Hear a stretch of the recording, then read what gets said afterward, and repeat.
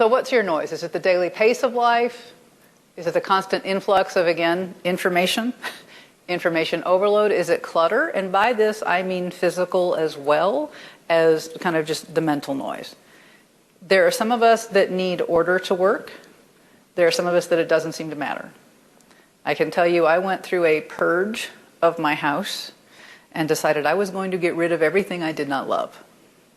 And I'm embarrassed to say that was 20 bags of clothes later, probably 100, 200 pounds of food that I took to the food shelter, and a few other things. And I'm like, I don't even live in that big a house. You know, how is this possible? This is embarrassing. I had all this stuff. And I am one who needs order. I am an order junkie. I cannot function if I don't have order.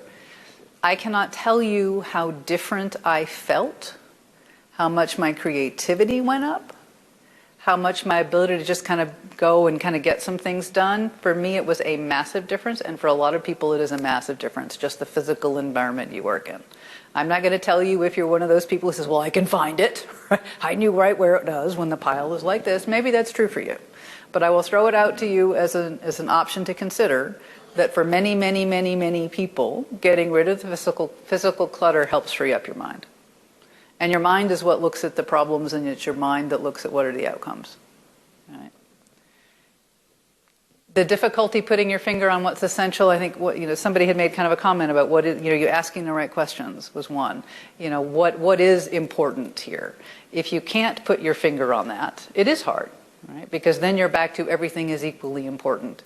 And then you're kind of, now what do? You're stuck. When I was talking to somebody about this, Jennifer had asked me if we would do a blog post for this, and I said absolutely. So I was talking to somebody about it, and she was like, well, what if it's that I can't say no? Because, I need to say no to some things, I guess, and I don't do that really well. I don't generally have a problem saying no. That's not my nature, but for a lot of people it is. And so if you don't ever say no, and you say yes to everything, then other people are making your choices for you as to how your life goes. And that is your choice. If it's easier to just say yes than it is to say, but this is my time, and it's a finite time, and this is what I'm going to do with it, that can be a huge piece. Again, it's your choice. It's how you face the world, is what you do. Acting as if everything is vitally important, connected back to what's essential, and then hard to identify the outcome you need. Again, if you don't know where you want to go, you are a way better person than I am if you have any hope of getting there. Because you have to know where you're facing. Otherwise, what do? You're just, you're going like this.